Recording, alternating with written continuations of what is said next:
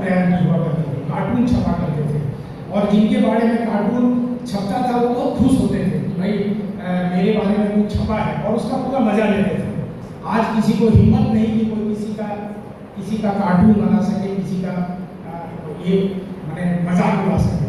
हालांकि वो तथ्यों से परिपूर्ण होता था, उसमें व्यंग होता था, उसमें विनोद होता था। लेकिन बदलते दौर में इसी वजह से मैं कहता हूँ कि आज के दौर की पत्रकारिता भी उतनी ही जटिल हो गई है। लोग कुछ भी अपने खिलाफ सुनना नहीं चाहते। तो ये इस दौर में आपने जो जिस विषय से हमें रूबरू होने का अवसर प्रदान किया, उसके लिए एक बार फिर ब्रह्मा कुमारी परिवार को बहुत बहुत धन्यवाद कि ऐसे अद्भुत वातावरण में और इस परिसर में तो आने का हमेशा सौभाग्य मिलता है। सर, पहली मीट जब यहाँ पड़ी थी और मुझे याद है उस समय द्रौपदी मुर्मू राज्यपाल थी झारखंड की, बेसमेंट में एक कार्यक्रम हुआ था। उस समय से यहाँ लगातार आने का अवसर मिलता है। तो इतना भव्य ये इमारत बन चुकी है, तो ये सब आप सभी के सतत प्रयास और बड़ी मेहनत का परिणाम है कि इतने अच्छे तरीके से पूरे कोल्हान में ब्रह्मा कुमारी का आपने एक पैठ बनाई है और समाज को उसका एक सकारात्मक संदेश आपके जरिए जाता है। आप सभी को एक बार फिर से बहुत बहुत धन्यवाद।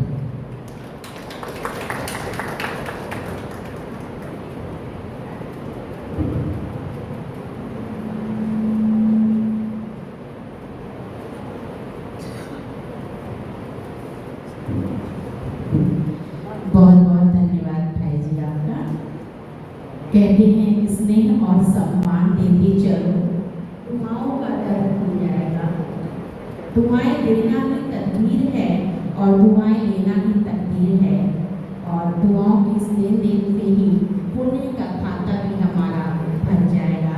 तो अभी हम शुभकामना और दिल की दुआएं हम सभी के समक्ष रखने के लिए मैं आमंत्रित करती हूँ आदरणीय दैनिक भ्राता संजीव भारद्वाज जी को।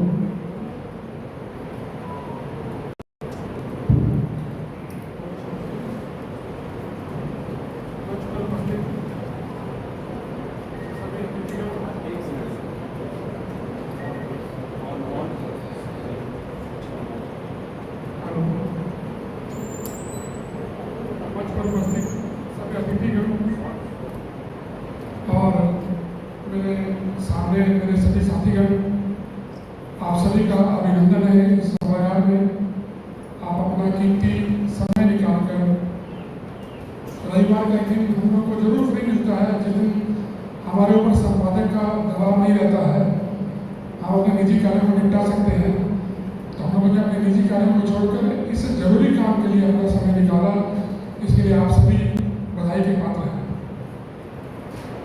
जैसा मैंने पहले सब वक्ता जयप्रकाश भैया ने बताया कि हम लोग का इस ब्रह्म कुमारी संबंध लगातार बना हुआ है। मैं 92-93 में मेरे को याद है कि जब जुलाई से शुरू हुआ था हमारा ये संस्थान, तो मैं लगातार वहाँ रिपोर्टिंग करने आता था। मुझे यदि मिलती थी, ठंडी ठंडी बातें करके हम लोग को समझाती थी क्या कर रहे हैं, कैसे चल रहा है। अब तो ठीक हमारे बगल में ही ये आ गया बारादरी, जो हमारा ऑफिस है, ठीक उसके बगल वाली बिल्डिंग में ही बहनें रहती हैं। जब भी कभी भी बात होती है तो वो चली आती हैं या हमें फ़ोन कर देती हैं, हम भी उनके साथ वहाँ आ जाते हैं। तो ये संबंध देखिए कितना नज़दीक आता है। आज का जो विषय रखा गया है चुनौती वाला, बिल्कुल चुनौती है। आज हर कोई पत्रकार है, अगर हम छोटी सी भी गलती गलत लिख देते हैं तो फेसबुक पर उसके खिलाफ प्रतिक्रिया तुरंत आनी शुरू हो जाती है। तो हम लोग को अपनी पत्रकारिता को हर दिन सुधारना है, इन चुनौतियों में लेकर चलना है।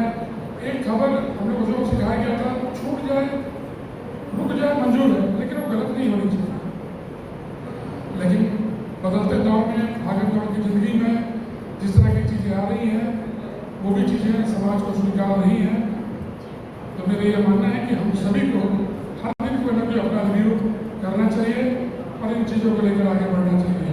आपने मुझे यहाँ बुलाया, समय दिया, बोलने का मौका दिया, इसलिए बहुत बहुत धन्यवाद।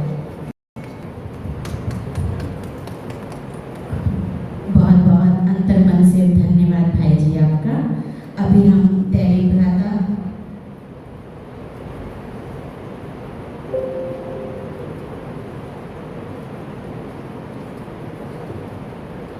अभी हम सभी के बीच दैनिक भ्राता भावानंद झा जी पधारे हैं, जो कि संपादक हैं दैनिक भास्कर के। हम आपसे आग्रह करेंगे भाई जी आप मंच पर पधारें और अपना स्थान ग्रहण करें। दैनिक भ्राता भावानंद झा जी बहनों से भी आग्रह करेंगे कि आप इनका तिलक और दुपट्टे से अभिवादन करें।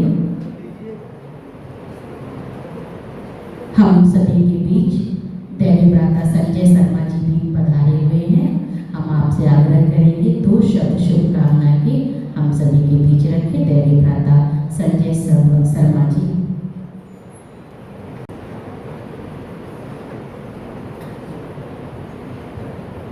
यहाँ पर उपस्थित परिवार परिवार के सभी सदस्य माता को मेरा मैं बहुत बहुत आभारी हूँ कि मुझे आज यहाँ पर आमंत्रण दिया गया। मैं यहाँ पहुँचा हूँ पहली बार।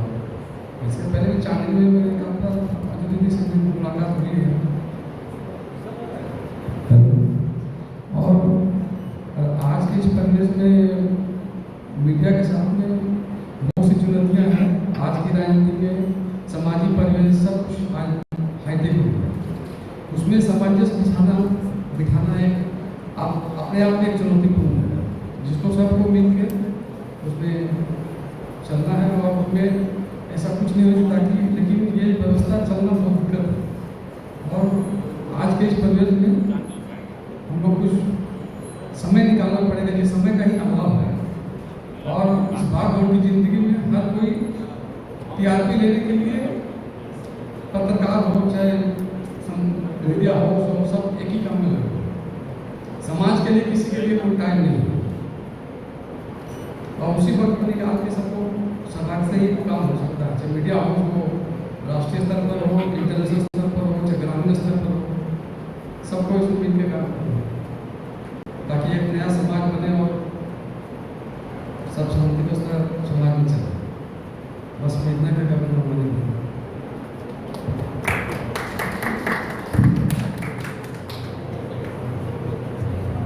बहुत बहुत धन्यवाद भाई जी आपका। अभी हम दैनिक भ्राता अरुण कुमार मांझी जी से भी आग्रह करेंगे भाई जी 2 शब्द शुभकामना के आप भी हम सभी के बीच रखें। दैनिक भ्राता अरुण कुमार मांझी जी।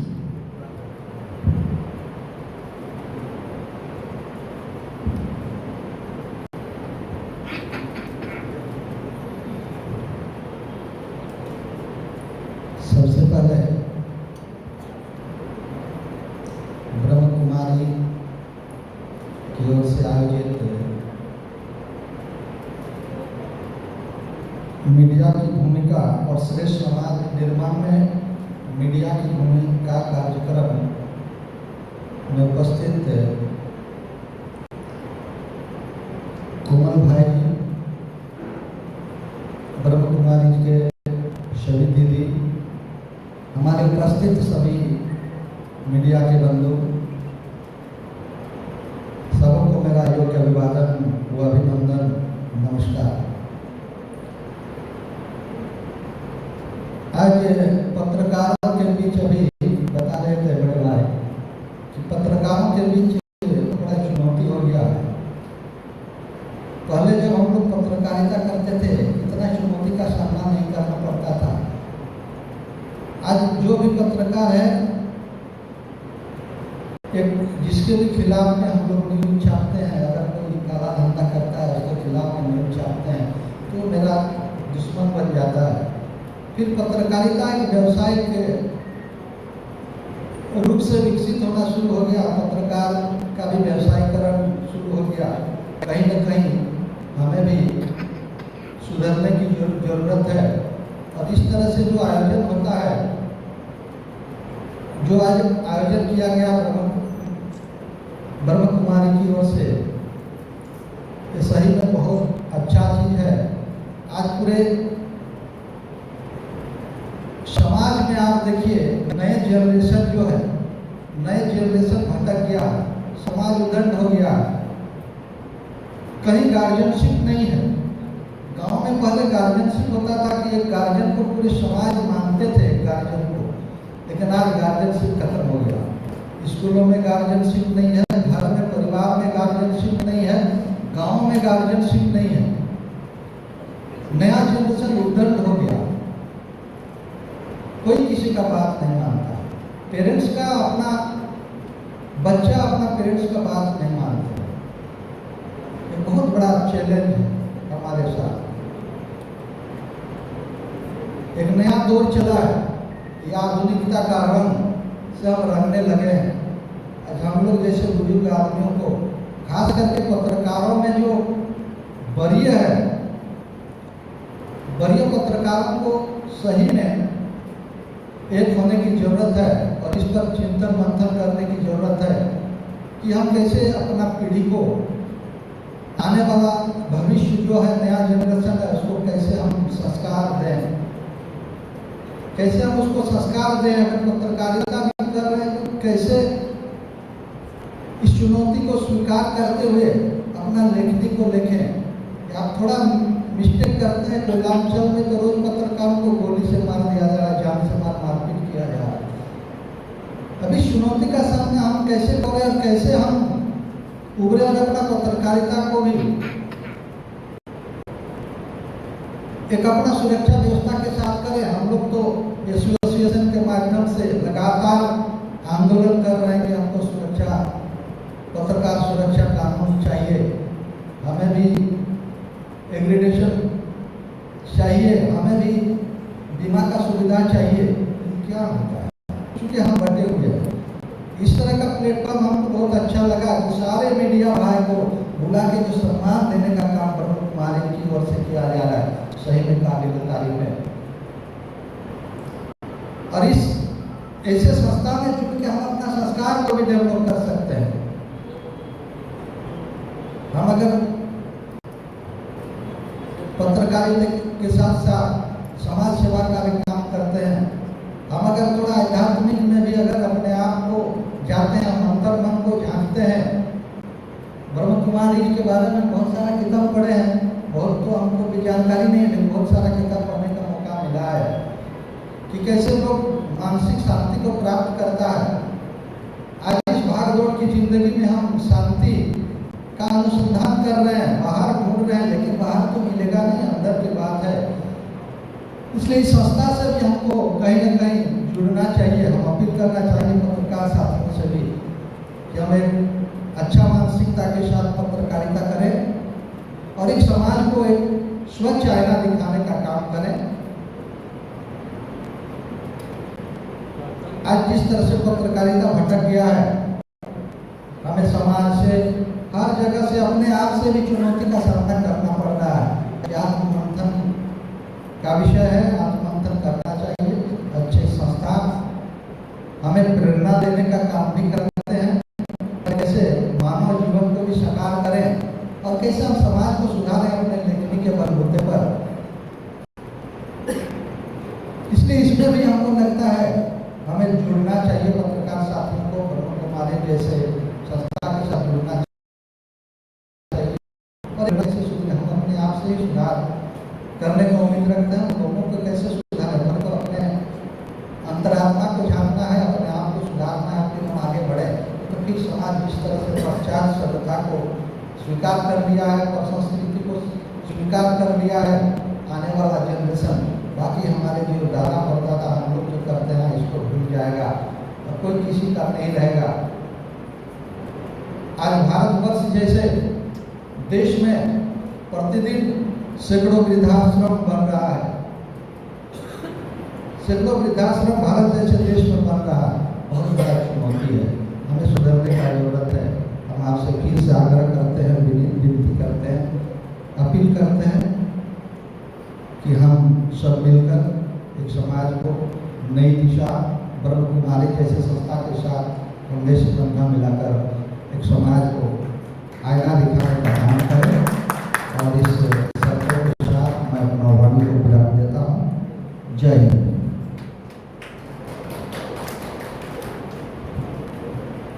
बहुत बहुत धन्यवाद आदरणीय भाई जी आपका। अभी हम सभी के बीच न्यू इस्पात मिल के संपादक दैनिक भ्राता ब्रिजभूषण सिंह जी पधारे हैं। भाई जी, हम आपसे आग्रह करेंगे आप मंच पर आएं और अपना स्थान ग्रहण करें। दैवी भ्राता ब्रिजभूषण सिंह जी। हम बहनों से भी आग्रह करेंगे कि आप भाई जी का तिलक, दुपट्टे और पुष्प से स्वागत करें।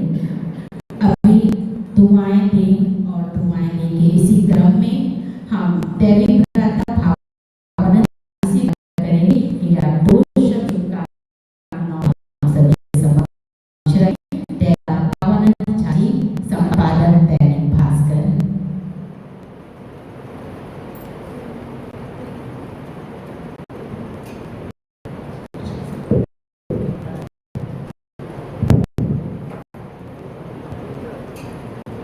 सभी नमस्कार, सभी बहनों का नमस्कार। विषय बहुत शानदार है। एक्चुअली शुरुआत जो है ना कि अच्छे समाज के निर्माण में मीडिया की भूमिका, तो इसको ठीक उल्टा करें, समाज से ही मीडिया है, बल्कि यूँ कहें कि समाज का आईना मीडिया है। अब इसको बेहतर कैसे बनाएं? तो बेहतर बनाने के लिए आप लोग ब्रह्म कुमारी, मतलब आप लोग जिस तरह से काम कर रहे हैं वो मुझे लगता है कि इसमें आपको जुड़ना चाहिए था कि सर्वश्रेष्ठ समाज के लिए ब्रह्म कुमारी की भूमिका। आप लोग जिस तरह से काम कर रहे हैं बहुत ही अच्छा है। जहाँ तक मीडिया की बात है, मीडिया तो बड़ी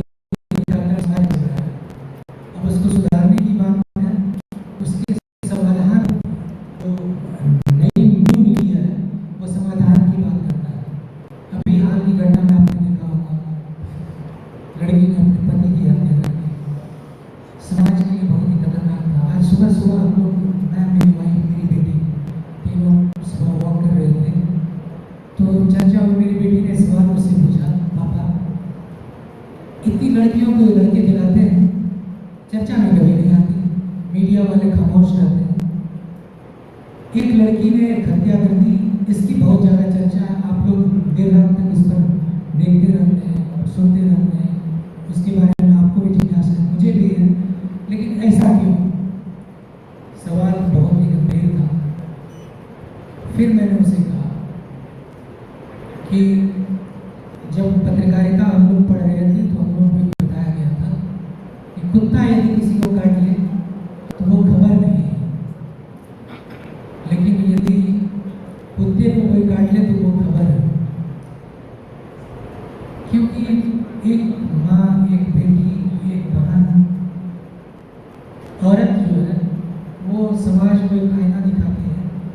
उससे हम सहिष्णुता की बात करते हैं, उससे हम भावनात्मक लगाव की बात करते हैं।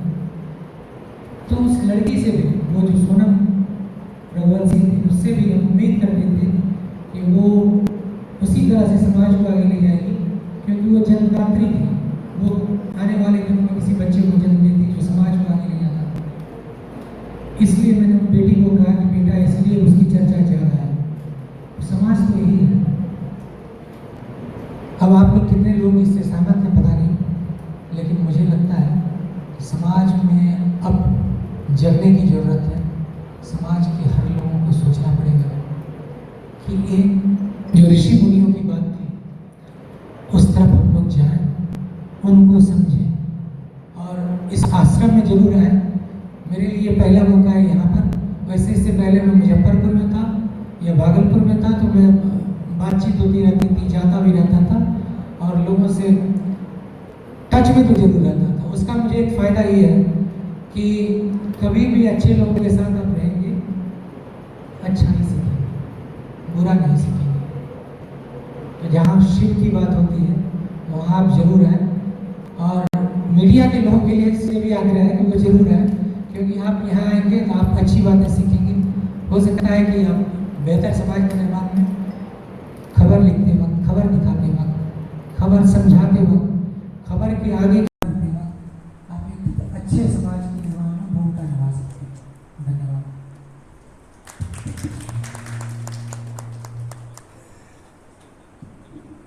बहुत बहुत धन्यवाद भाई जी आपका। और दुआएं देते चलो कि इसी पड़ाव में अब हम आग्रह करेंगे दैवीय भ्राता ब्रिजभूषण भाई जी से कि आप आएँ और 2 शब्द शुभकामनाओं के हम सभी के समक्ष रखें।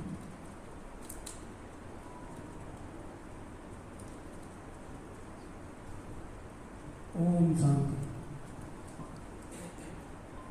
समाज निर्माण में मीडिया की भूमिका विषय पर ब्रह्मा कुमारी आध्यात्मिक केंद्र द्वारा आयोजित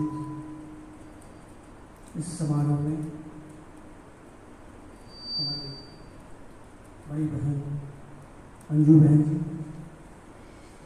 जी, भावानंद झा जी, जयप्रकाश जी, रिंटू भाई, सही अन्य हमारे समान साथीगण और अतिथिगण, आप सबका मैं बहुत अभिनंदन करता हूँ। ब्रह्मा कुमारी के संस्थान से, इनके दैनंदिन क्रियाकलापों से मैं जुड़ा हुआ हूँ और इस रूप में जुड़ा हुआ हूँ कि मेरे आवास पर ही बाबा की कृपा है, एक सेंटर वहाँ भी चलता है। तो मुझे पता है कि आपका प्रयास, आपकी जो सोच है, आपका जो उद्देश्य है वो क्या है, और यहाँ आपने मीडिया से क्या अपेक्षा है या मीडिया को क्या समाज निर्माण में अपना योगदान किस रूप में करना है, किस मार्ग से चल के करना है, शायद उन सब बातों पर प्रकाश डालने, चर्चा करने के लिए ये आयोजन रखा गया है। जैसा मैं अंदाज लगा पा रहा हूँ तो मीडिया समाज का अभिन्न अंग है, आप सबको पता है। समाज का एक प्रमुख, ये समाज की एक प्रमुख इकाई है। हमारे देश में जो व्यवस्था है उसमें प्रमुख स्तंभों का एक स्तंभ है। मीडिया को जब ताकत रहेगी तो ही वो अन्य 3 स्तंभों को सहारा दे सकता है। तो मीडिया के सामने आज बहुत चुनौतियां खुद की हैं।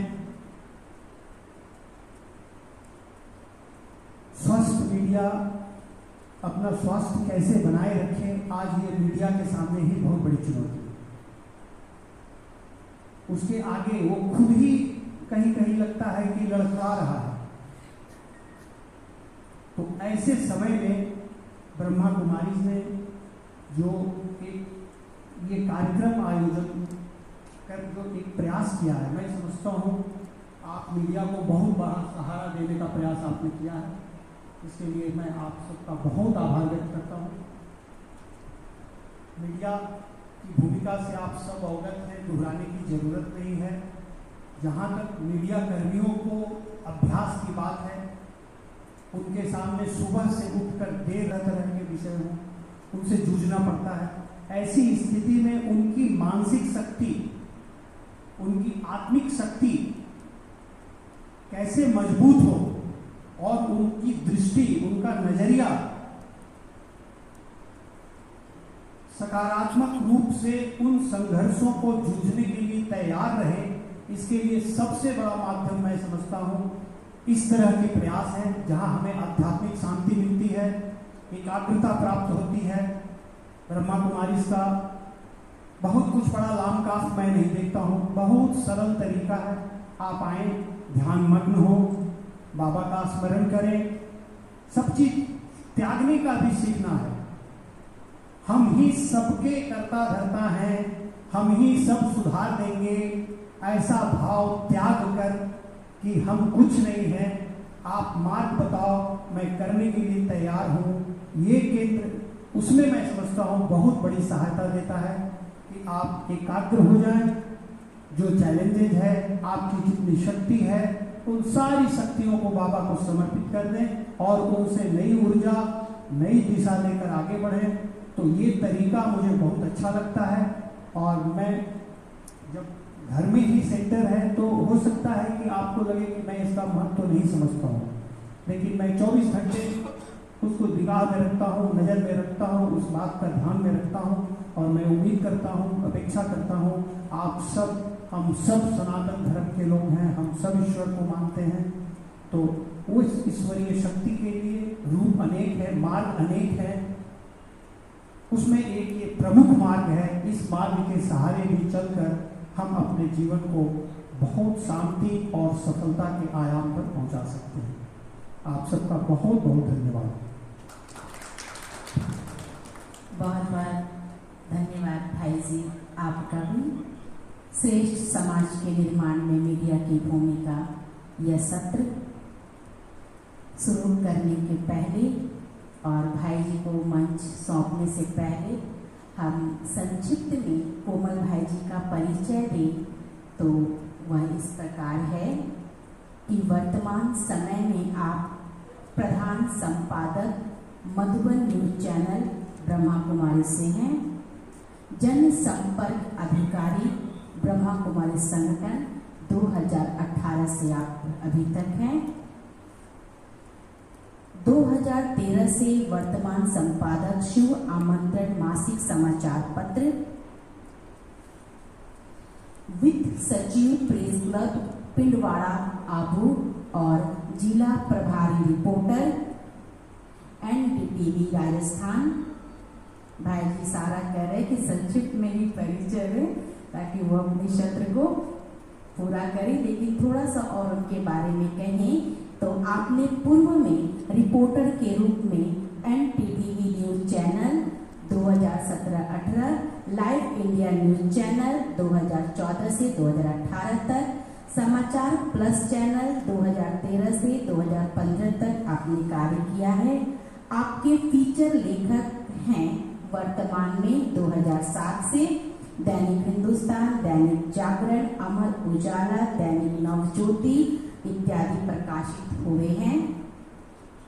आपको राजीव गांधी उत्कृष्टता पुरस्कार भी 2016 में प्राप्त हो चुका है।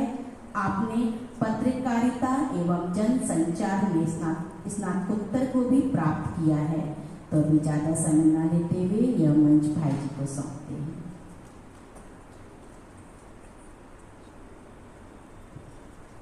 ओम शांति।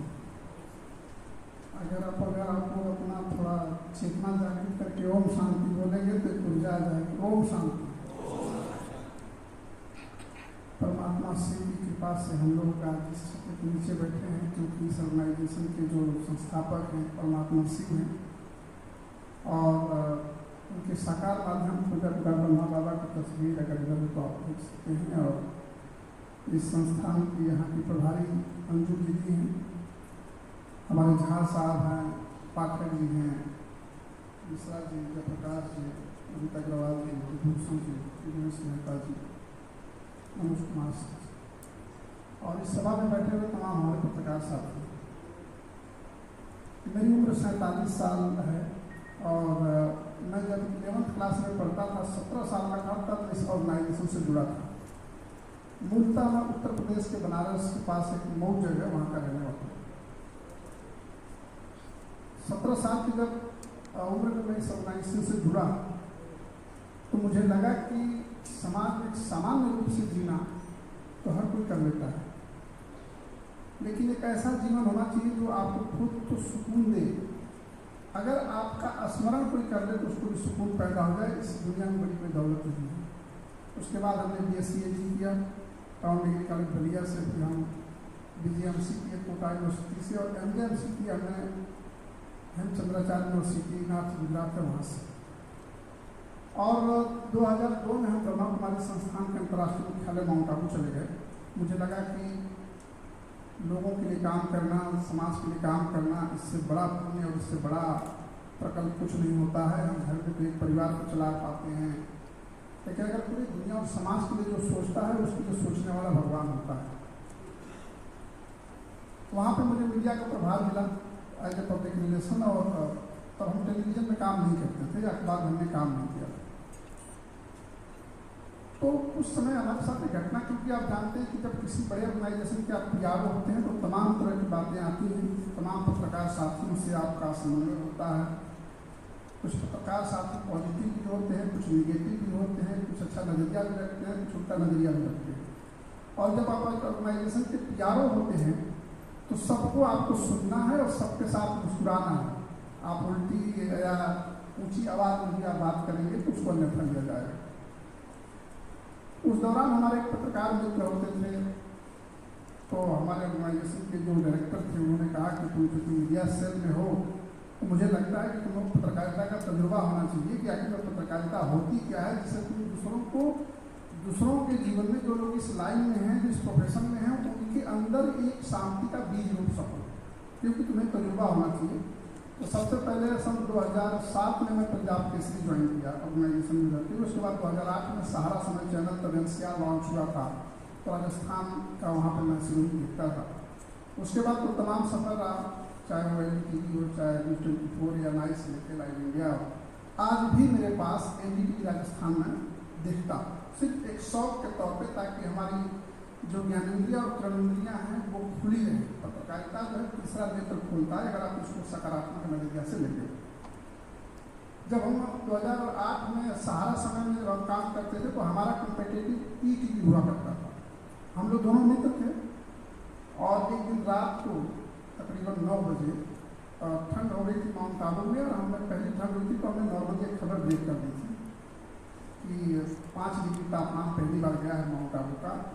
हमारे ETV का जो साथी था उसको पता नहीं था। अच्छा, मुझे ऐसा ज्ञान नहीं था कि इस खबर चलाने के बाद उसको रिमांड किया जाएगा कि खबर पहले ब्रेक तो नहीं थी जब कॉम्पिटिशन में चैनल होता।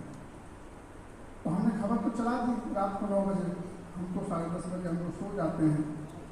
उस ETV रिपोर्टर को चैनल ने रात को दौड़ाया, नीचे तरक्की में रहता था बेचारा, और 20 किलोमीटर पर माउंट आबू ठंड में, और कहा कि तुम जाकर अभी वहाँ से खबर करके डालो। तो सुबह आया, बोला भाई साहब आपने रात को खबर चला दी, हमने तो चैनल में दौड़ा दिया। अब वो इतने मुश्किलों के दौर में गया, और मुझे लगता है कि उस स्टोरी का 300 रुपये या 400 रुपये मिलता होगा, और मोटरसाइकिल से वहाँ तक गया होगा तो 20 किलोमीटर आना और 20 किलोमीटर जाना 40 किलोमीटर है। तो अगर 100 रुपये का पेट्रोल या 80 रुपये का पेट्रोल जल गया और ठंडी में कड़कड़ाते हो गया तो ठंडी उसको लग जाती है। तो हमने उसको बुलाया, मैंने कहा भाई मेरे को पता नहीं था कि इस कलामी से तुम्हारे पास इतनी प्रॉब्लम हो जाएगी, एक काम करो अगर हमारे पास इस तरह की कोई खबर आएगी तो मैं तुम्हें बता दिया करूँगा, तुम 5 मिनट पहले चला लेना, 5 मिनट बाद में चला लेना, क्या फ़र्क पड़ता है इससे? चैनल हमको सब पे बिठा के तो रखेगा नहीं। अरे कल कुछ भी ऊपर नीचे हो जाएगा तो आजकल हटाने के लिए थोड़ी कोई करता है।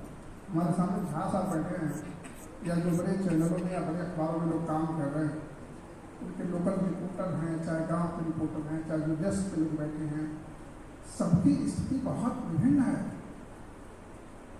देखिए, जो आज हम लोगों ने जो सब्जेक्ट रखा है किसके समाज निर्माण में मीडिया की भूमिका, मीडिया को कोई ठेका थोड़ी है कि पूरे समाज बदल देगा, और लोग उम्मीद कर रहे हैं। अब चूंकि इसलिए उम्मीद कर रहे हैं कि आपकी बात को सुनी जाती है, आपकी बात को लोग बिलीव करते हैं। अगर आदमी सब जगह कुएं में भांग मिली, अगर प्रशासन नहीं सुनता है, पुलिस नहीं सुनती है, नेता नहीं सुनता है, तो आदमी अखबार के पास चला जाता है कि खबर चल जाएगी, समझी हो जाएगी, फिर उसका पूरा विचार होगा। कुछ नहीं होगा तो जरूर उसमें पूछताछ तो शुरू हो ही जाएगी कि भाई मामला क्या है, उसकी जांच हो जाएगी, हो सकता है कि मुआवजा मिल जाए या कुछ इस तरह की चीज़ें हो जाए। लेकिन आज के दौर में देखिए बहुत कठिन है ये चीज़, सब प्राय हो गया है। तमाम हमारे साथ में जो पत्रकार साथी मंच पर बैठे हैं और जो आप लोग हैं इस स्थिति से वाकिफ है। आज भी जो जिले लेवल पर रिपोर्टर काम करता है, हमको मालूम है कि हमारा लिए खबर का हमें कितना मिलता है। 100 किलोमीटर जिले का रेंज है हमारा, अगर मोटरसाइकिल से जाएँ तो 600 रुपये स्टोरी की मिलती है और 600 रुपये पेट्रोल जल जाएगा। कहाँ से खबर करिएगा, कहाँ से आप स्टोरी को निपटिएगा? बारिश हो रही है, तूफान आ रहा है, मारपीट हो गई, झगड़ा हो गया, आंधी आ गई, कोई सोए तो सोए, लेकिन आपको जागना है, आपको खबर करना है। 20 बार फोन आ जाएगा। अभी मैं बैठा था बीच में, तो वहाँ पे कल NHI वालों ने गाय मरी थी, उसको क्रेन से उन्होंने उसमें डालने की बजाय उसको रस्सी से खींच के ले जाकर रोड पे किसी ने उसकी वीडियो बना ली और दिन व्यक्ति सुबह में चला दिया। फिर NDTV ने मुझसे कहते हैं कि मंदिर वहाँ पे ऐसा हुआ है, जरा देख लीजिए। तुमको हमने वीडियो मंगाया, फिर हमने खबर डाली तो कहा क्या, फिर फोनों में उनके फोन भी नहीं गया। देखिए, ये स्थिति हर किसी के साथ है और आपको तय करना है कि आपको ज़िंदगी कैसे जीना है। आपके बारे में दूसरा कोई नहीं सोचेगा, न प्रशासन सोचेगा, न पुलिस सोचेगी, न जनता सोचेगी, और न ही कोई राजनीतिक आदमी सोचेगा। आप अगर उनकी खबर चला रहे तो वाहवाही है, अगर कल आपने उनका सच लिख दिया तो फिर आपके सामने उनकी भौहें तक जाएंगी, कल से मौका ढूंढने लगेगा, इनको पाओ भगड़।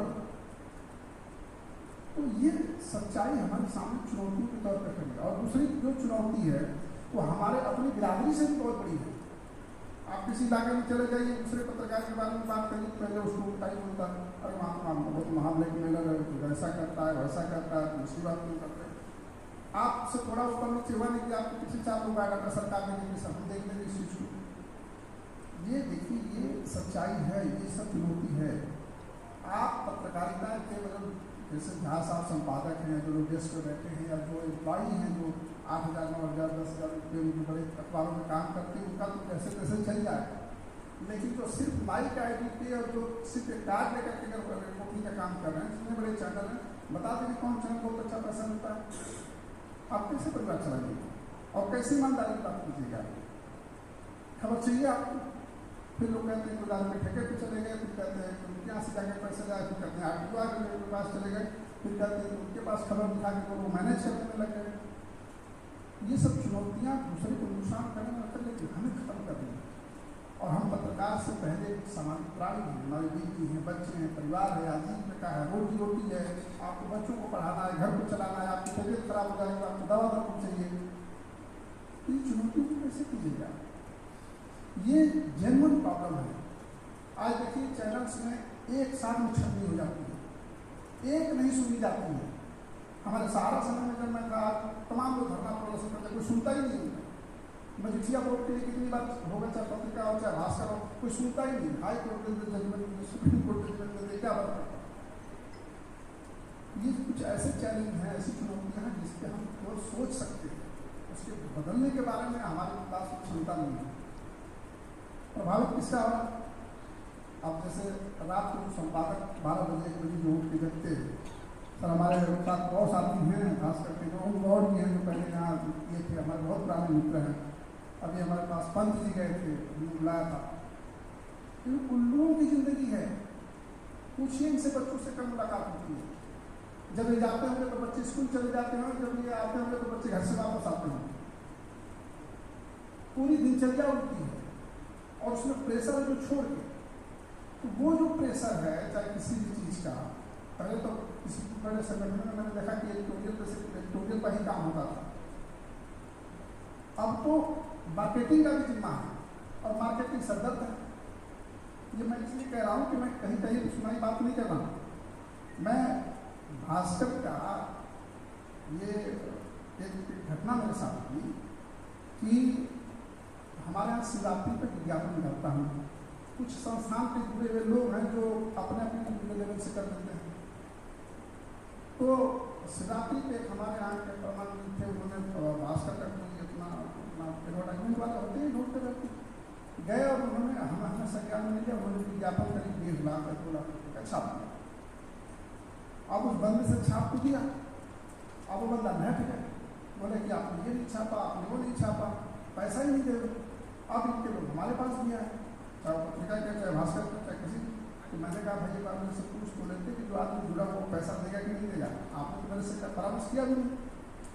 अंत तो पैसा नहीं दिया। सर हमारे पास भोपाल से हमारे जानने वाले कई लोग एडिटोरियल टीम से फोन आया, हुकूमत जरा इस चीज़ को दिखवा ये देखो क्या होता है कि मामला खराब हो रहा है।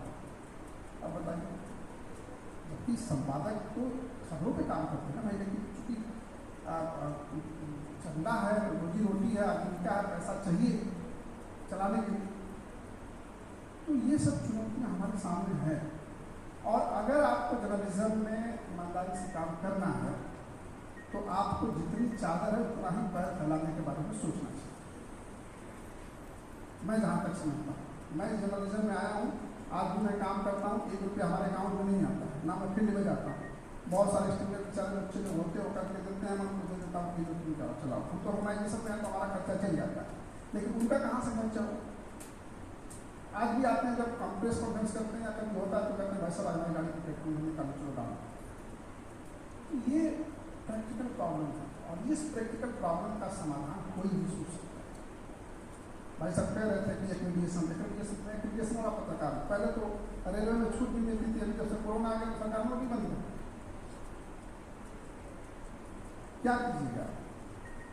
तो आपको तय करना है कि समाज में, देखिए हम पूरे समाज को बदलने का ताकत नहीं रखते हैं, लेकिन हाँ पत्रकारिता में इतना दम है कि अगर किसी बात को उठाना शुरू कर दे और सब लोग इसका साथ देना शुरू तो माहौल बन ही जाता है, और जब माहौल बनता है तो निश्चित तौर पे आदमी पुनर्विचार करता है, चाहे वह कोई भी घटना हो।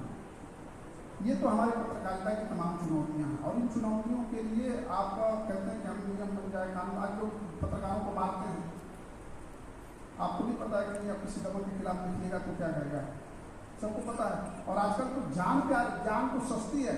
हमारे यहाँ वो वाइल्ड लाइफ एरिया है माउंट आबू सेंचुरी, वहाँ एक आप भालू को मार दीजिएगा तो आपको जेल हो जाएगा, और आदमी को मार देंगे तो जेल से आप जल्दी आप जमानत को छूट जाएगा। आजकल आदमी की जो कीमत है कुछ नहीं,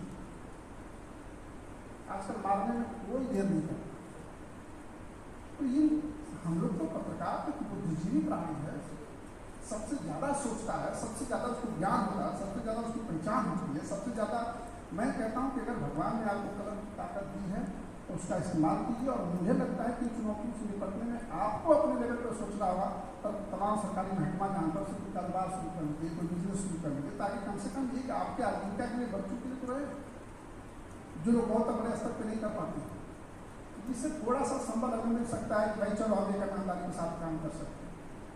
और ईमानदारी से किया हुआ काम आप पत्रकार रहें, लेकिन आजीवन आपको जिंदा रखेगा, आजीवन सब आपका सम्मान रखेगा।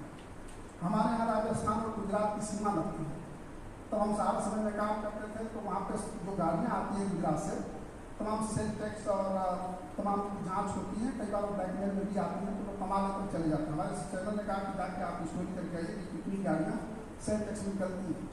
अब हमें नहीं मालूम था कि वहाँ जाने के बाद RTO और सेल टैक्स वाले पैसे देते पत्रकारों को, मुझे पता नहीं था।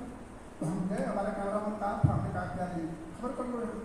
तो खबर करने लगा, मैं बाहर खड़ा था, तो RTO आए मेरे पास, तो बुला के ले गए अपने चैम्बर में। तो उन्होंने कहा कि हमारे हाथ में 5 रुपये पड़ रहे हैं। तो मैंने कहा सर किस लिए करें, तो ब्रह्मा कुमारी को पैसे से जुड़ा हूँ तो मैं उसको चार्ज नहीं कर सकता, इनसे पैसे नहीं ले रहे। तो उन्होंने कहा कि नहीं भाई साहब आपको बहुत कम आते हैं, ये आपके आने जाने का खर्चा। मैंने कहा कि हमारे चैनल स्पेशल स्टोरी की है, तो आने जाने का डीजल का दीजिए आप। मैंने नहीं आप रखिए, आप नहीं आते हैं तो मैं आपको दे रहा हूँ। मैंने उनको पैसा देने से मना कर दिया, और जब तक वहाँ से करके मैंने कहा भी कि आपकी स्टोरी नहीं है, जब तक हम अपने घर गए तब तक कम से कम 5 बार उन्होंने फ़ोन किया कि भाई साहब आपको नाराज़ हो गए, आपको आप बता दीजिए क्या करें। मैंने कहा आपकी स्टोरी नहीं है। आज तक वो बंदा जहाँ भी जाता है मेरे को फ़ोन करके करता है कि भाई साहब आप मेरे से मदद कर रहे हैं। तो ईमानदारी और निष्ठा और जो मूल्य हैं यही व्यक्ति को जिंदा रखते हैं। पत्रकारिता आपके पास रहे ना रहे, प्रोफेशन आपके पास रहे ना रहे, लेकिन ये जो आपके मूल्य हैं, अगर आपने मूल्यों की रक्षा की तो मूल्य आपकी रक्षा करेंगे और आपको जिंदा रखेंगे। उसके लिए आपको सोच के रखना। राज्यसभा ने देखी जो सब्जेक्ट आज की श्रेष्ठ समाज निर्माण में मीडिया की भूमिका, हम श्रेष्ठ समाज की बात क्यों कर रहे हैं, श्रेष्ठ इंसान की बात क्यों कर रहे हैं? क्या हम लोग श्रेष्ठ इंसान नहीं हैं? दुनिया में सबसे ज़्यादा बुद्धिजीवी प्राणी इंसान को माना जाता है कि सबसे ज़्यादा वो समझदार। पर आज के समाज को नजर तो डाल दीजिए, अरे कहाँ समाज में लिखा है कि 6 साल की बच्ची के साथ सामूहिक रेप होगा? क्या रावण के राज्य में कभी ऐसा लिखा गया? राम और रावण के राज्य को सृष्टि चक्र का सबसे आसुरी राज्य माना जाता है। रावण के राज्य में भी ऐसी घटनाओं का जिक्र नहीं है जो आज हम घटनाओं का अंजाम है। कहाँ लिखा था कि किसी पत्नी जो है किसी अपने बॉयफ्रेंड के कारण को काट के और 3 डब्बे में डाल दीजिए? कहाँ लिखा है कि अपनी पत्नी को काट के कुकर में उबाल देगा? अरे कैसा काम कर रहे हैं, कैसा समाज बना रहे हैं हम लोग, किस समाज में रह रहे हैं जहाँ आदमी सोच नहीं सकता है, कल्पना नहीं हो सकती ऐसी घटनाएं हो रही। इससे तो ज़्यादा आंसू थे, क्योंकि उनको बताया जाता था कि आंसू व्यक्ति और ये इंसान। आज तो हमें पता ही नहीं पड़ रहा है कि कितने आंसू हैं। जितनी व्यक्ति की घटनाएं होती है 98% हमारे अपने घर के आसपास में जानने वाले लोग होते हैं। किस समाज की बात कर रहे हैं? ये हमारी हकीकत है, इसको हमको सबको समझना चाहिए। ये ऐसे समाज में हम दुनिया में रहे। भारत विश्वगुरु रहा है, सोने की चिड़िया, मर्यादा पुरुषोत्तम राम और कृष्ण की तुलना नहीं भारत से ही की जाती है। लेकिन आज उस कल्चर से तो हम पता नहीं कहाँ चले गए। आप भी जो है ना कोर्ट पे निकल जाए, मुस्कुराते हुए किसी अपने भाई के साथ बात करते हुए चले जाए तो लोग 90% को सोचेंगे कि भाई बन जाए। हमारी दृष्टि भी खराब हो गई, हमारा अंतर मन इतना दूर हो गया। सब पत्रकारिता एक आईना है, आईना कोई दूसरे की शक्ल नहीं, अपनी शक्ल भी दिखाता और सच दिखाता। आज हम ऐसे समाज में रह रहे हैं, हमको एक अच्छा समाज बनाना है, और वह समाज केवल लोगों के लिए नहीं है, वह समाज हमारे लिए नहीं, क्योंकि उसी समाज से हमारे परिवार आते हैं, उसी समाज से हमारे बेटे बेटी आते हैं, उसी समाज से हमारे रिश्तेदार आते हैं, उसी समाज से हमारे बहन बेटी आते हैं। ऐसा समाज हमको बनाना है कि अगर हमारे बहन या भाई कोई अगर निकल जाए तो रात को चैन से इतना इत्मीनान से कह सके कि वो सब कुशल वापस आ गए। हम तो जंगल में जी रहे हैं ना, तो थोड़ी सी लेट होने लगा तो चिंता करने लगती है, मोबाइल थोड़ी देर बंद हो गया तो बुखार चलने लगेगा कि पता नहीं कहाँ है, उसका फोन नहीं लग रहा, पता नहीं क्या हो गया होगा। ये हमारे समाज की सच्चाई है। ब्रह्मा कुमारी ऑर्गेनाइजेशन दुनिया में किसी समाज की स्थापना का काम कर रहा है। अगर हम 17 साल की उम्र से अगर ब्रह्मा कुमारी से नहीं जुड़े हुए होते तो हमारी बात नहीं कह पाते, क्योंकि इस जिंदगी को हमने जिया है। सुबह ब्रह्म मुहूर्त में 3 बजे हम लोग उठते हैं, 4 बजे उठते हैं और रात को सोते हैं, तो हमारे संकल्पों की भी दिनचर्या होती है। हमारे एक दूसरे को पूछ लेते हैं, अगर कोई आदमी तकलीफ में आता है तो आप कुछ 2 शब्द कह दीजिए, उसकी बात सुन लीजिए तो आदमी खुश हो जाएगा, उसको 2 शब्द सांत्वना का कह दीजिए तो उसको हिम्मत आ जाएगी। ऐसा समाज में बनाना है जहाँ हम चैन से रह सकें, जहाँ हम एक पारिवारिक भावना में रह सकें, जहाँ अपनत्व की भावना में रह सकें, जहाँ हम लोग अच्छा सोच सकें। हमारे घर में हम लोग 6 भाई हैं, तो हमारे पिताजी की मृत्यु का घर हमारे बंटवारा था, मैं 9 आया था और वहाँ से 3 आया। ये घर की बात नहीं इसलिए बता रहा हूँ, घर की घटना। हमने देखा कि जब हम लोग बचपन में होते थे तो सारे लोग एक ही थाली में एक ही साथ बैठ के खाते थे।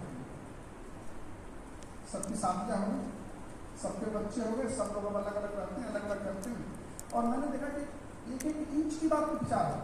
वो इतना करने लगे, हमने कहा यार हमको तो बांटने में शर्म आ रही है, तुम लोग 1 इंच की बात करते हैं। ये हमारी मानसिकता बदल गई, परिवार की परिभाषा बदल गई। पहले परिवार कंबाइंड होता था, 20 लोग 25 लोग 50 लोग एक साथ होते तो परिवारों का सम्मान होता था, और आजकल की परिभाषा क्या है, मैं बेटी और मेरा बच्चा। माँ बाप अगर साथ में तो कहते हैं ज्वाइंट फैमिली है, ना जुड़ी फैमिली है। जिस जगह से आप पैदा हुए वो ज्वाइंट हो गए। भाई साहब, हम लोग बहुत गर्व वाले समाज में जी रहे हैं। हम भौतिक साधनों के पहाड़ पे जरूर खड़े हैं, लेकिन अंदर से इतने खोखले हैं कि जहाँ हमें अपने वजूद का भी पता नहीं है, हमारे अपने गुण का पता नहीं है, अपने वैभव का पता नहीं है, अपने संस्कारों का पता नहीं है। परमात्मा ऐसे समय में आकर के नई दुनिया बनाता है, उसको अपने वजूद का पता बताता है। हमारी बहनें जो यहाँ बैठी हुई आप देख रहे हैं बहन, इस तरीके से 46,000 बहनें हैं पूरी दुनिया भर में ब्रह्मा कुमारी को केंद्र चलाती हैं। अगर सिर्फ माउंट आबू अगर कोई गए हो तो आपने देखा हुआ वहाँ पे पूरे वर्ल्ड के 110 देशों में हमारी ब्रांचेज हैं, 140 देशों में सेवाएं चलती हैं।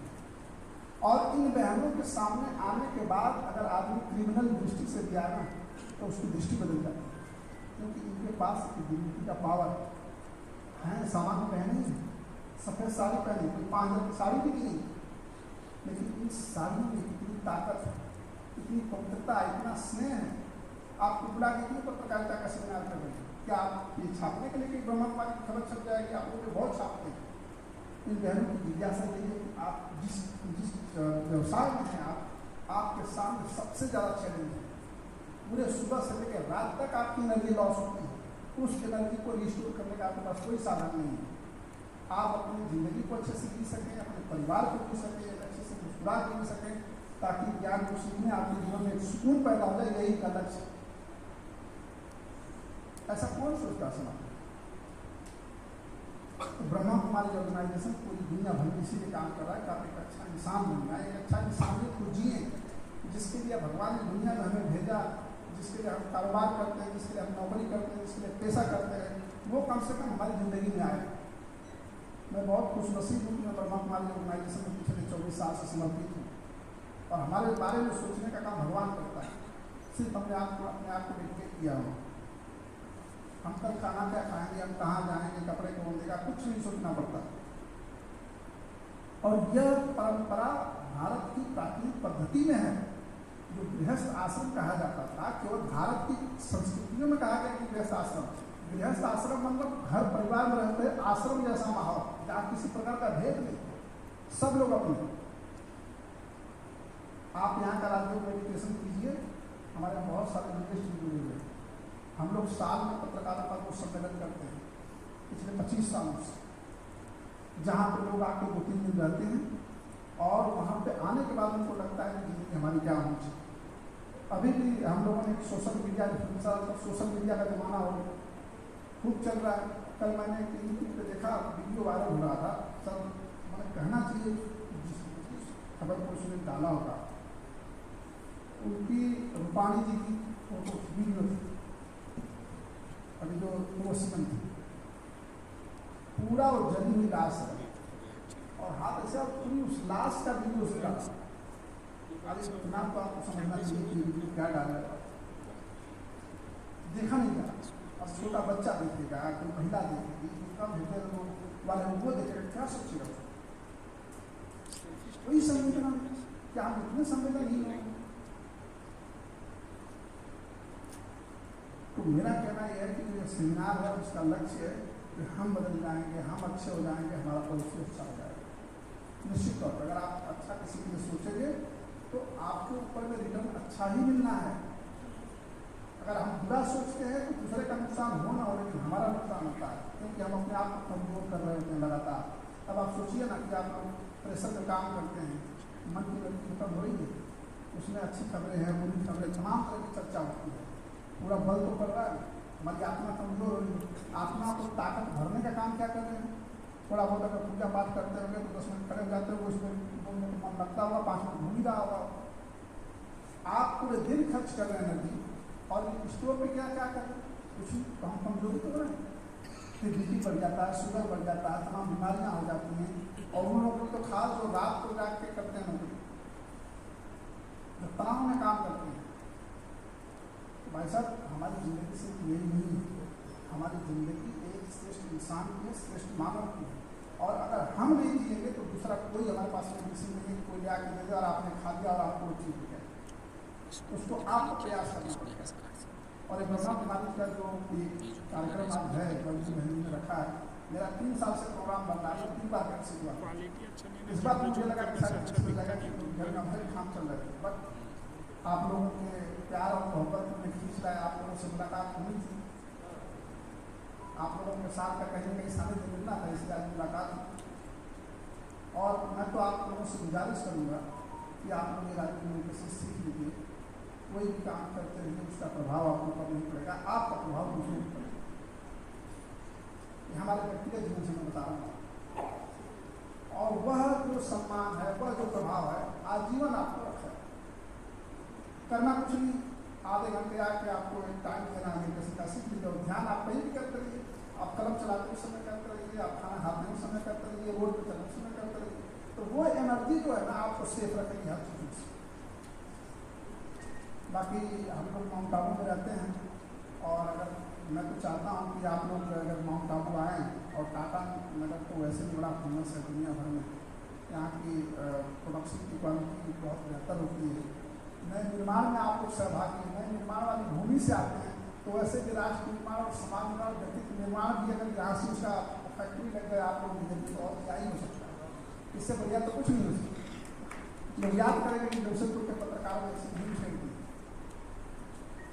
तो मैं चाहता हूँ कि आप लोग इसमें सहभागी बने, और आप लोग माउंट आबू आए। हम लोगों ने सोशल मीडिया इन्फ्लुएंसर ट्वीट रखी है, तो सोशल मीडिया में ज़्यादा लोग काम करते हैं, वो 30 जुलाई से 3 अगस्त तक है। उसमें हमने भाषावादी का रखा है, सिर्फ हीलिंग रखा है, फैमिली काउंसलिंग, हीलिंग, सुबह उठते हैं तो कैसे मन की स्थिति होती है, काम करते हैं तो कैसे मन की स्थिति होती है, उस समय कैसे मिलते हैं, कैसे अगर आप कोई वीडियो बना रहे होते हैं, कोई कंटेंट क्रिएट कर रहे होते हैं, उस समय कैसी स्थिति, पूरा हम लोगों ने पूरा ऐसा सिस्टम बनाया हुआ है इस बार। तो मैं चाहता हूँ कि इसमें भी अगर आप लोग आए, रजिस्ट्रेशन यहाँ से करा लीजिएगा।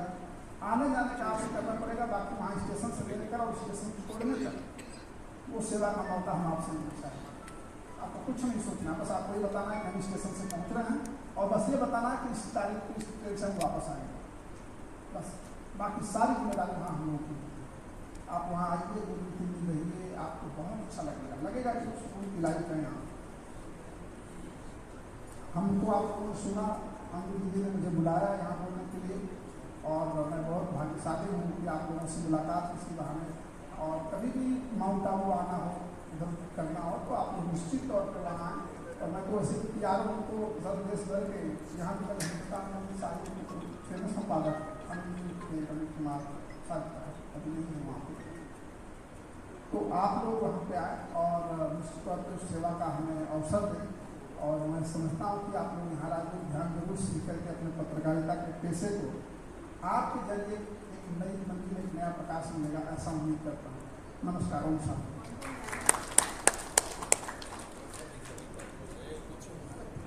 अगर बोलने में कोई उत्तम नीचे हो गया हो तो माफी चाहूँगा। क्या प्रैक्टिकल लाइव है तो प्रैक्टिकल बोलने में थोड़ा विश्वास रखता हूँ। बहुत बहुत धन्यवाद भाई जी आपका। वाकई आपने जमीन की बात की, प्रैक्टिकल बात की, और बहुत ही ईमानदारी से आज के वर्तमान समय में मीडिया के सामने जो चैलेंजेस है उनकी ज़िंदगी की सच्चाई को हम सभी से अवगत कराया। आपने बताया कि हम अच्छा सोचेंगे तो हमें रिटर्न भी अच्छा मिलेगा, क्योंकि स्व परिवर्तन से ही विश्व परिवर्तन होगा। जैसा कि भाई जी ने कहा कि कुछ क्षण भी हम मेडिटेशन का अगर अभ्यास करें, राज्यों का अभ्यास करें, तो निश्चित ही नकारात्मक ऊर्जा हमारे से दूर जाएगी और सकारात्मक ऊर्जा हमारे अंदर प्रवेश करेगी। तो जो आज यह नकारात्मक ऊर्जा इतनी तेजी से फैल रही है और लोगों में मूल्यों की धारणा हो नहीं पा रही है, इच्छा तो है, विल पावर तो है, परंतु मूल्यों को स्वयं के जीवन में, समाज में स्थापित करने के लिए जिस विल पावर की आवश्यकता है वह हमें इस राजयोग मेडिटेशन शिविर से ही प्राप्त होगी। राजयोग ही नैतिक मूल्यों की जननी है, राजयोग ही सुख शांति का पासवर्ड है। तो इस राज्यों को करने के लिए हम आग्रह करेंगे आदरणीय दीदी जी से कि आप आएँ और कुछ क्षण हम सभी को राज्यों की अनुभूति कराएं। आदरणीय दीदी जी।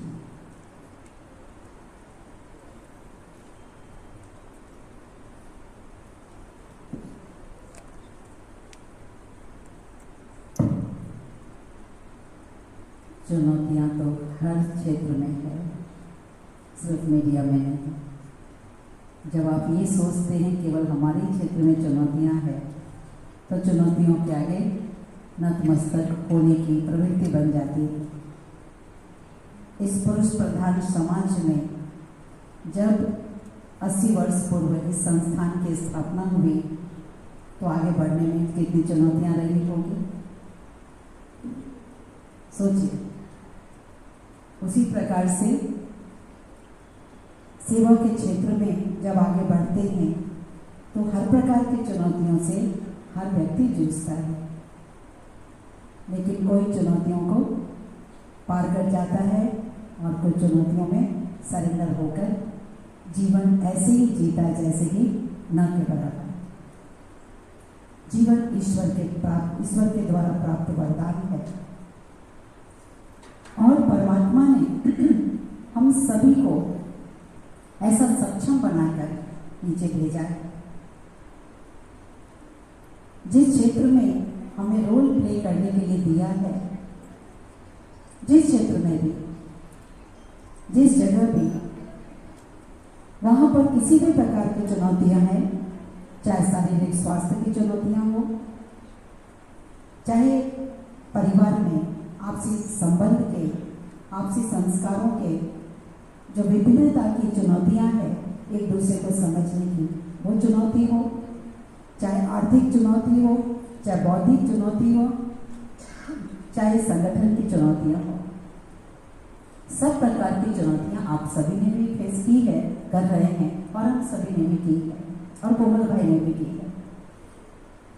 परंतु जिन्होंने अपने अंदर छुपी उन शक्तियों को पहचान लिया और उसे यूज करना उसे आ गया, तो जीवन एक वरदान है, जीवन एक संगीत है, बजाना जैसे आ गया तो आनंद ही आनंद है।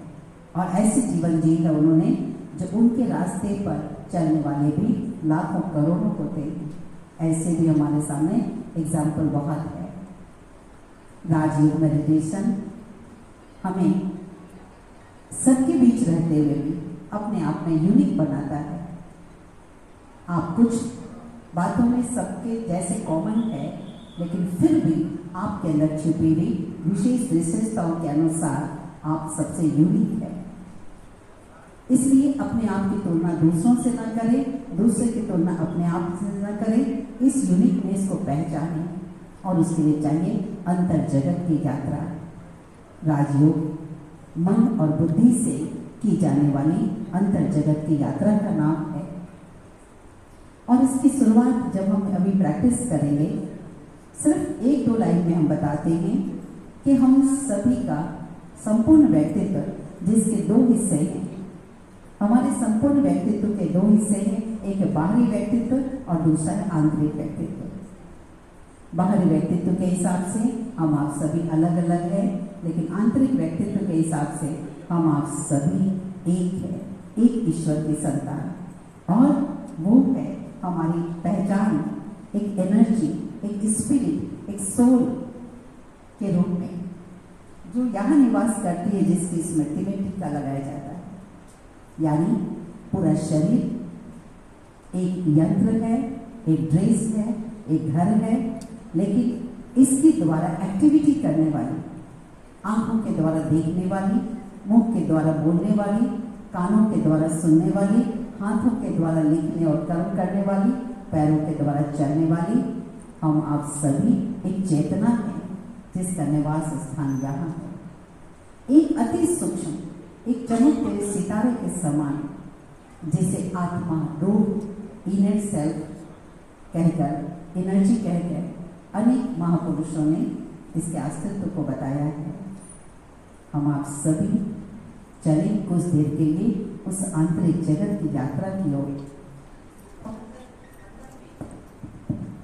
अंदर में सोई हुई उस शक्तियों को जागृत करने का नाम राजयोग है, जिसमें कि जैसे किसी सोए हुए व्यक्ति को आवाज दी जाती है, उसके नाम से बहुत प्यार से उसे संबोधित किया जाता है उठाने के लिए।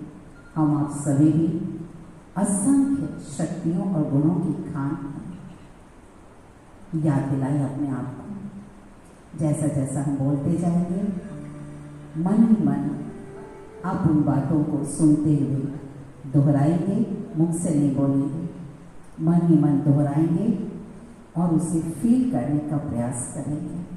कुछ क्षण के लिए आपके हाथ में कुछ रखा हो बगल में रख दें, दोनों पैर जमीन पर रखें, रिलैक्स होकर बैठें, लेकिन अलर्ट होकर। आप पीठ को कुर्सी का सपोर्ट नहीं दे दें, नहीं तो आपको नींद आ जाए। चलिए, दोनों पैर जमीन पर रखें, फील करें शांति के प्रकंपन। दोनों पैरों की सभी अंगुलियों में फैल रहे हैं। पैरों की सभी अंगुलियों की मसल्स में होने वाली संवेदनाओं पर ध्यान दें। सभी अंगुलियों के मसल्स रिलैक्स हो रहे हैं। रिलैक्स। धीरे धीरे शांति के प्रकंपन दोनों पैरों के पंजे में भी फैलते जा रहे हैं।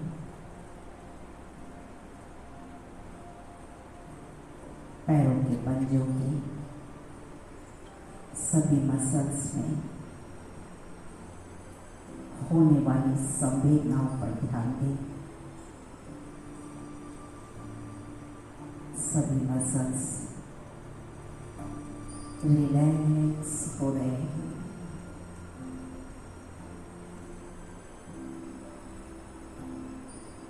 अब शांति के प्रकंपन पैरों के दोनों पंजों से होते हुए पैरों में ऊपर की ओर, कमर की ओर बढ़ते जा रहे हैं।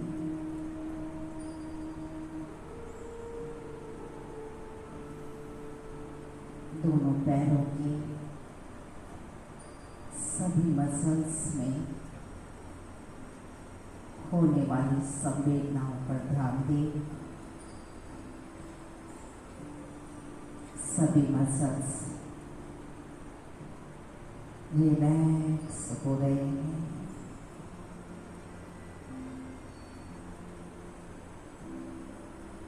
पैरों की अंगुलियों से लेकर कमर तक की सभी मसल्स रिलैक्स हो गए।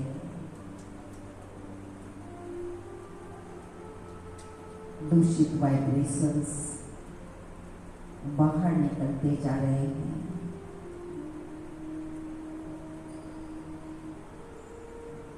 अब धीरे धीरे शांति के प्रकंपन ऊपर की ओर कंधे तक फैलते जा रहे हैं।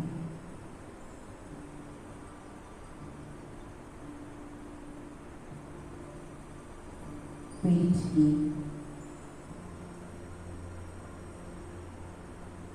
सभी मसल्स के अंदर होने वाली संवेदनाओं पर ध्यान दें। सभी मसल्स रिलैक्स हो रहे हैं।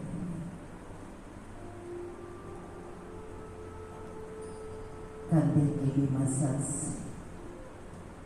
रिलैक्स हो गए हैं।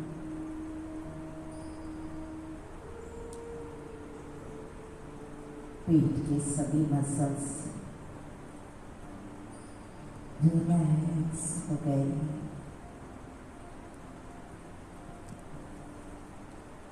लीवर, पेनक्रियास और हृदय की मसल्स भी शांत हो रहे हैं।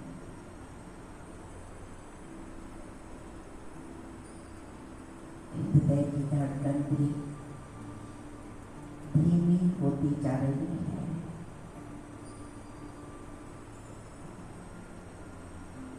धीरे धीरे शांति के प्रकंपन कंधे से होते हुए दोनों हाथों में, हाथों की अंगुलियों तक फैलते जा रहे हैं।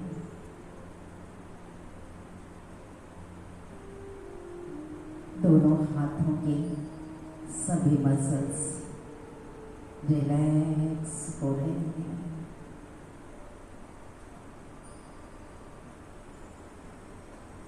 धीरे धीरे शांति के प्रकंपन गले से होते हुए पूरे मस्तिष्क में फैलते जा रहे हैं।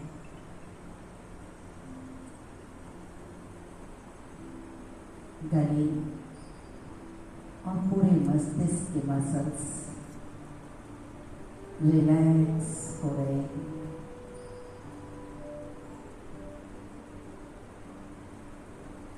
चेहरे के मसल्स भी शांत हो गए हैं।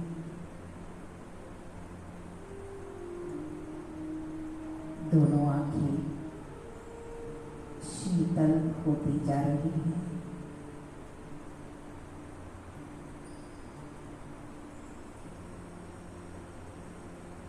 पैरों की अंगुलियों से लेकर मस्तिष्क तक की सभी मसल्स रिलैक्स हो गए हैं।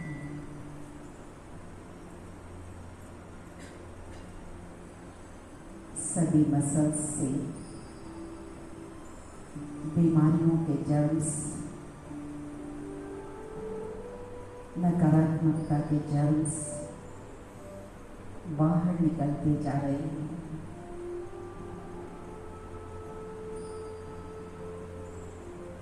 एक दिव्य प्रकाश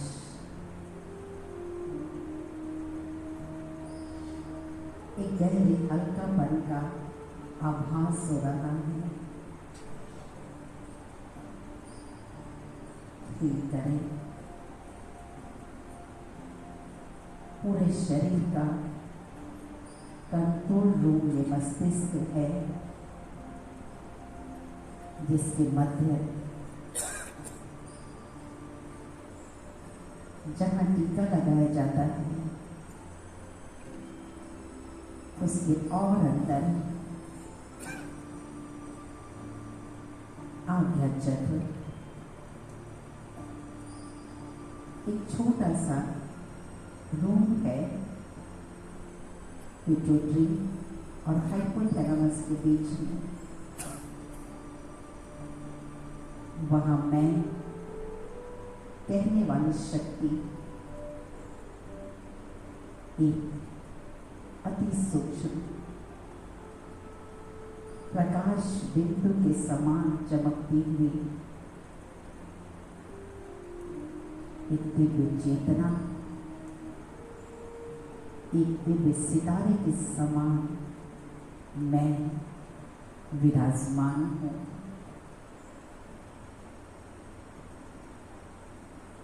ये शरीर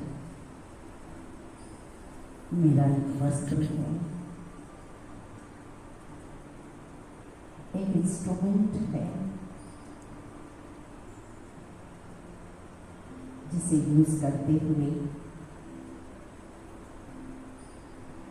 मैं वर्ल्ड ड्रामा स्टेज पर अभिनय कर रही हूँ।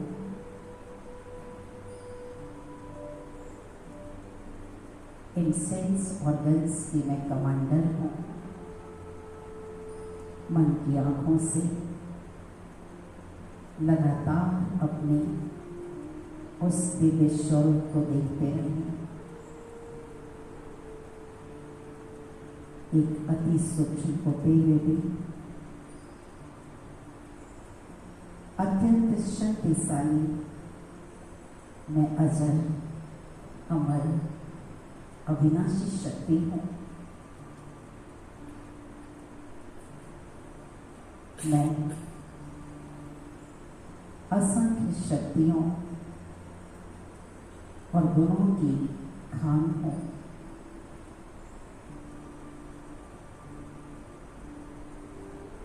सब कुछ कर सकने की क्षमता है मेरे अंदर।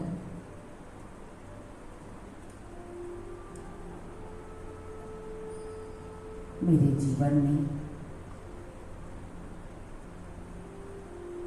चाहे वो व्यक्तिगत जीवन हो, चाहे पारिवारिक, चाहे सामाजिक और चाहे व्यावसायिक जीवन, उस जीवन में आने वाली विभिन्न क्षेत्रों की चुनौतियों की सामना करने की कई गुना शक्तियां मेरे अंदर समाई हुई है।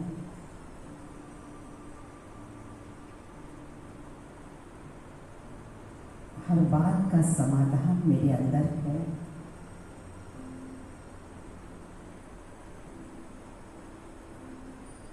सब कुछ कर सकने की क्षमता है मेरे अंदर। साहस,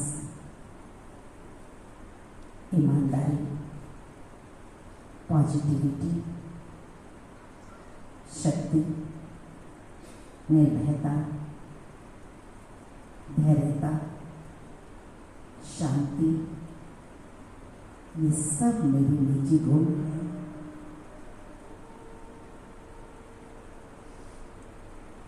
जिनको मुझे हर कार्य करते हुए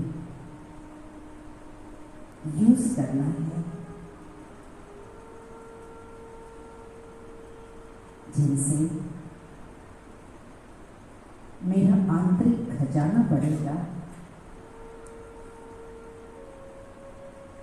और मेरा आंतरिक व्यक्तित्व शक्तिशाली बन जाएगा।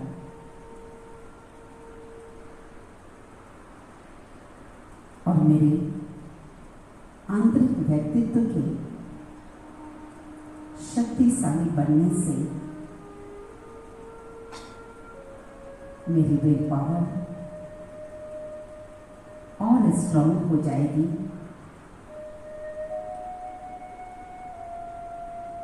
जिससे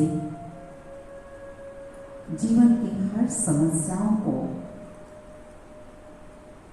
देखने का नजरिया पावरफुल बन जाएगा, पॉजिटिव बन जाएगा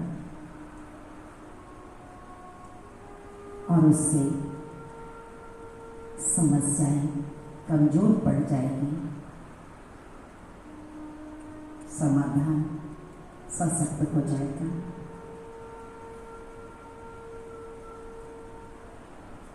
मैं स्वयं के जीवन के लिए खुद जिम्मेवार हूँ। समाज, देश और विश्व का मैं प्रमुख में से एक हूँ। अद्भुत शक्ति का धनी हूँ मैं। आज से मुझे स्वयं के लिए और दूसरों के लिए सदा सकारात्मक सोच अपनानी है।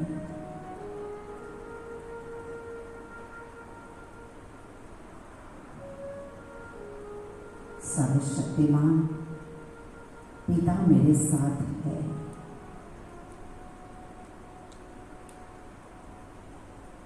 बिगड़ी को बनाने वाले पिता की मैं संतान हूं। मास्टर बिगड़ी को बनाने वाली हूं।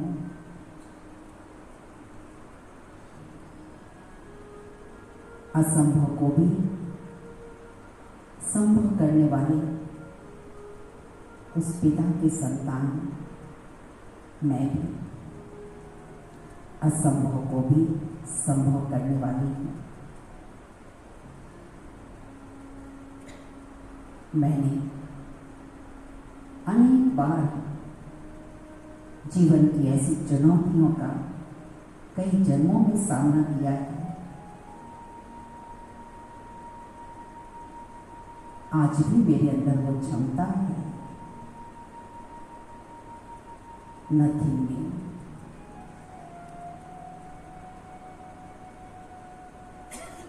मैं एक दिव्य शक्ति हूं।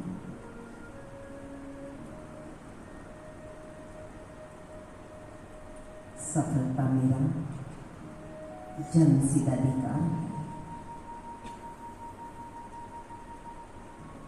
सफलता मेरा जन्मसिद्ध अधिकार है। सफलता मेरा जन्मसिद्ध अधिकार है।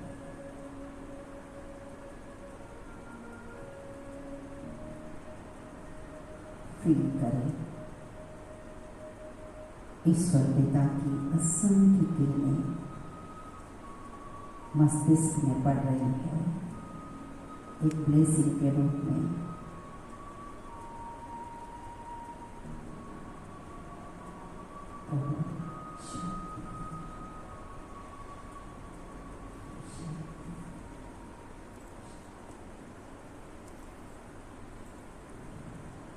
और बहुत आप सभी का दोनों हाथ मलसर मल के और आंखों पर लगाए, सिर पर लगाए और इस तरह के अभ्यास को हम सभी ब्रह्म मुहूर्त से करते हैं। बीच बीच में समय निकालकर दिन भर भी करते हैं, ब्रह्म मुहूर्त में भी करते हैं। कंसंट्रेशन हुआ, जिनका हुआ थोड़ा भी हाथ उठाएंगे। थोड़ा ही हुआ, आप लोग का नहीं हुआ? हाँ, चलिए हुआ ना। अभ्यास इसका करेंगे। देखिए इतनी ऊर्जा आती है और जैसा आप सोचेंगे चारों तरफ आपके पॉजिटिव आवाज बन जाएगा। हम सभी एक नहीं बल्कि अनेकों ऐसे अनुभव हैं। चलिए बहुत बहुत धन्यवाद। इस प्रकार की क्लासेज हर सेवा केंद्र पर होती है और आप इससे लाभ ले सकते हैं। बाकी कोमल भाई जी ने बताया, वो भी आप कॉन्फ्रेंस में जाएंगे तो बहुत अच्छा है। उन्होंने बता ही दिया है, केवल आगे जाने का आपको करना है, बाकी सारी सुविधा ब्रह्मा कुमारी की तरफ से होगी। तो कौन कौन जाने के लिए तैयार है वहाँ पे, हाथ उठाएंगे? देखिए कोमल भाई जी, निमंत्रण तो मिल रहा है। अब राजियाँ सभी छुट्टी देंगे तब तो और ज़्यादा शौक से जाएंगे। ठीक है, आप देखिए जैसे भी करें। ठीक है,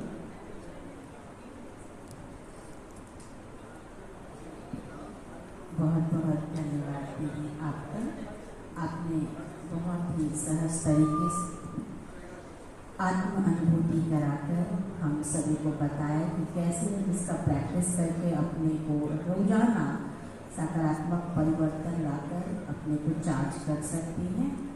अभी इस कार्यक्रम का अंतिम पड़ाव, जहां आप सभी जो विशिष्ट कार्य करते हैं हमारे लिए, समाज के लिए अथक होकर, उसके लिए हम ब्रह्मा कुमारी आपका दिल से सम्मान करने के लिए मंच पर आमंत्रित करेंगे।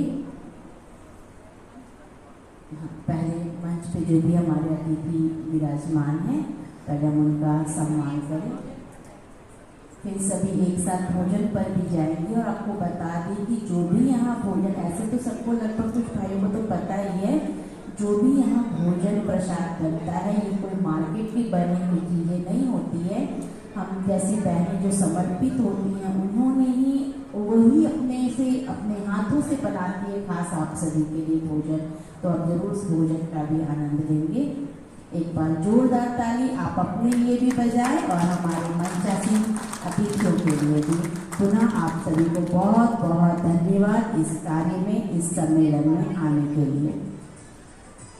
हम मंच पर अतिथियों का सम्मान होने के बाद आप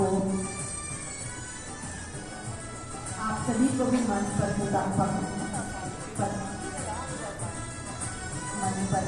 बुलाएंगे और कोमल भाई सभी का सम्मान करेंगे। मंच पर सम्मान होने के बाद